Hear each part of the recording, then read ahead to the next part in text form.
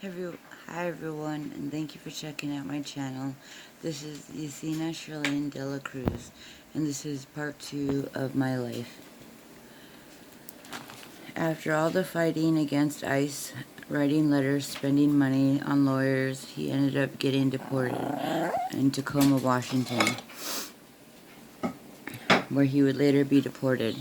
And then I helped my friend Rocky with lots of stuff and suggested they move to Tigard, where I lived, when there was an opening, and I wanted her to go to school. I wanted her to move there where she could go to school. She wanted to go as a dental assistant. I helped her get there and the paperwork. They ended up moving, and they both had severe pill addictions, which made us closer because I had something in common with someone finally. Anyways, all three of us got really bad. One night she was late catching the bus, even when she was because she had previously made a pill run for her boyfriend, so she asked to borrow my car. I did so without hesitation, and she ran a red light, and then she ran a red light, because the next thing I knew, I get a thing in the mail, and the picture is clearly not me, and Rocky's scared. She thinks her boyfriend's gonna get mad at her if he finds out. So she gives me the money and tells me not to tell him. I promise. When I get a knock on my door, it's Rocky's boyfriend, and he is demanding the money and said I ripped him off. And what kind of friend was I? He literally choked me, and my dad came out and threw him out over the porch. For me, it was the last straw. I had no reason to stay in Oregon. in Oregon. Excuse me.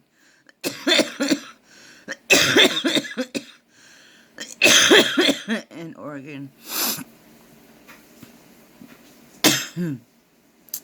In Oregon, I had no friends. My mom and her husband had been in their own lives for some time now. My husband was gone, so I decided to move to Mexico to be with him. I told my dad we were leaving for Mexico in the morning.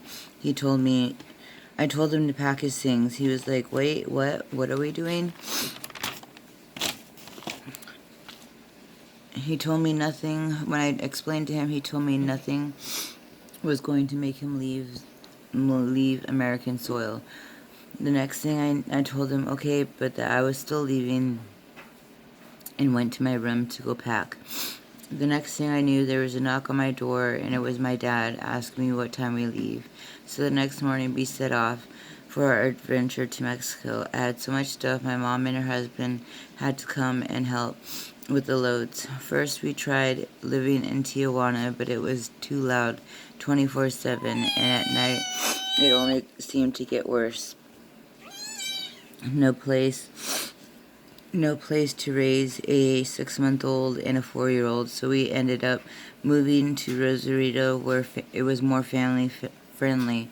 It was beautiful, right on the beach. It was like I was living a dream.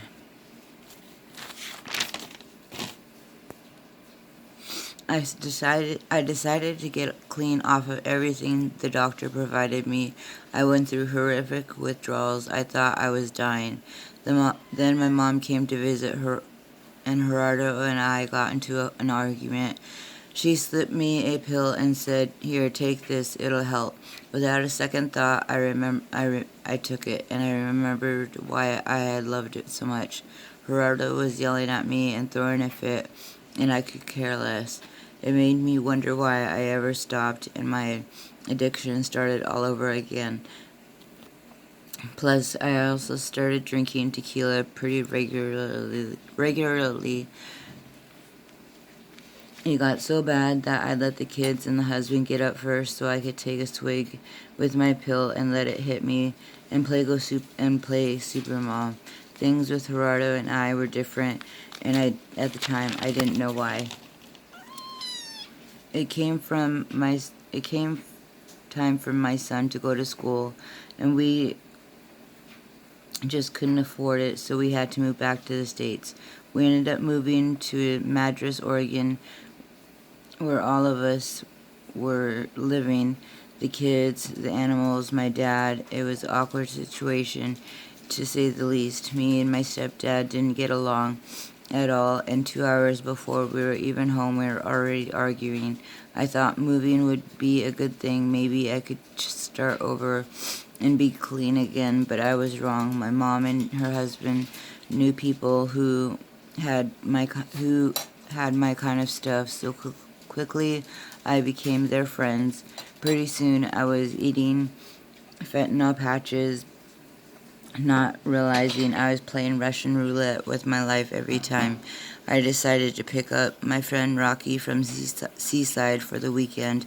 This time I literally gave her this by this time she had literally given her kids away. I was dating a much younger guy at the time, and when she asked him if he knew where to get any black, which totally surprised me. I knew she did pills, but heroin? He said no, but he knew where to get shit. Shit? What's shit? It was what I was thinking, and then they explained to me it's meth. Before I go more into the story, the kids were with my mom and her husband, and I was at my dad's. My friend Rocky asked, if you try it with me, I will try it too. And I literally regret this answer because it changed my whole life. If I thought pills were the heaven, this was euphoria. I thought it was the addition to what I was missing in my life. After my dad died, meth was my use. My use became the worst ever. I refused to leave his place and stayed there with my friend Joey, smoking and drinking. My dad was a drunk, and the last time I saw him, we got into an argument and we started yelling. I told him I hate him. It eats at me every day that those were the last words I told my dad. I hate you. Deep down I know now he knows I love him, but those words still echoed in my mind, and the only thing that helped erase the memory and the thought was meth. It took me 4 months to lose everything. My car, my friends, my family, especially my kids. But by December, I was in jail for assault on my stepdad. I went to jail shortly after Christmas. Went to jail shortly after Christmas. Went back to jail and was told if I go to jail one more time, I'd lose custody of my kids. The biggest family secret was my mom was hooked on pills and on meth. This day we were outside smoking a cigarette, and my mom came out and started talking to me and told me that she wanted me to buy her a bag. I told her no, that if I bought a bag that I would want one too, and we started arguing. She got up and jumped and punched me in the face. Her husband heard all the commotion and came out and brought her inside. My mom and minutes later, the police showed up, and my stepdad said I was high on meth and that he witnessed me hit my mom. I couldn't believe this was happening. They arrested me, and the next morning at arraignment, I heard John and Jolene Tomer surrendered Joel and Anna Rosa Dela Cruz to DHS at 8:30 this morning. My heart broke indefinitely. I begged my mom to tell the truth, but she wouldn't. I felt so betrayed and abandoned. I was told to go to treatment, which I failed 3 before I finally completed a place in Klamath Falls. Even then, it was a fight because Gerardo decided he wanted the kids. This is where I find out my whole life that was nothing but a lie. I remember I was in jail again when it came to court, and I was shackled from head to toe. in an orange jumpsuit. I was listening to the other side and found out they said Gerardo is ready to take him and his SO is ready to take his kids. They have rooms set up for them, and along with their other kids. My mouth dropped, my heart shattered. Sure, things weren't good between us, but I didn't know. I had no idea. I didn't know he had another family. The whole time, in my head, all it clicked. The all acting different, strange. I had the worst nightmare in jail, being stuck in my own thoughts, thinking of all the things that I could have done differently, said it differently, and nothing you can do. But it is to push through another day. We had a 2-day court coming up, and I'm 2-day court coming up, and I was so scared. I had no idea what they could talk about for 2 days. Then one day at my friend's, we get a call. It was from my lawyer. He said, "Are you sitting down?" I thought it was going to be something bad, but he said, "How would you feel about picking up your kids after school on Thursday?" They dropped the case after 2 years. They dropped it. It was a complete miracle. They were coming home. During my time at day treatment, I met the most jaw-dropping guy I had ever seen in my life.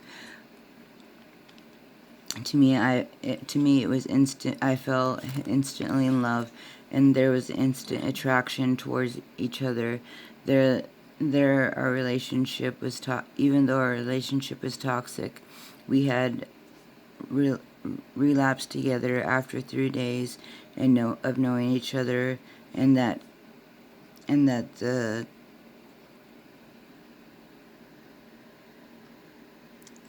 truth. And it turned into the most volatile relationship I had found out. A week after I got the kids back, I was pregnant with our child, with my third child. I thought that things could get better, thought me being pregnant would somehow change him, but it didn't. Even after he found out he was having a son, we were working in an onion field, and we were fighting because he took the rent money and stayed out all weekend getting high. On lunchtime, we were still arguing. I kept yelling at him, and he told me to get out of his face. I said, what are you going to do? And he punched me in the face, and then he continued out of the fight continued out of the car, and he beat me up in front of everyone. This was not the first time he laid his hands on me before. This was before I was pregnant. He punched me so badly in the lip, it split completely open all the way up my nose.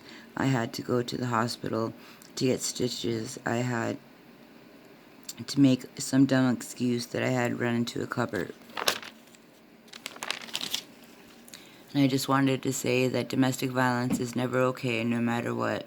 It doesn't matter what the other person's done. It doesn't matter what the other person said. Domestic violence is never okay.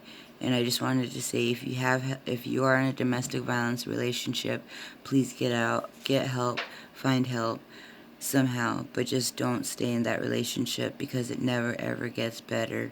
I tried for 3 years with their dad, with Jace's dad, and I tried, I don't know how many years, 15, 10 years with Gerardo, with Joel and Enra's dad, and it never gets better.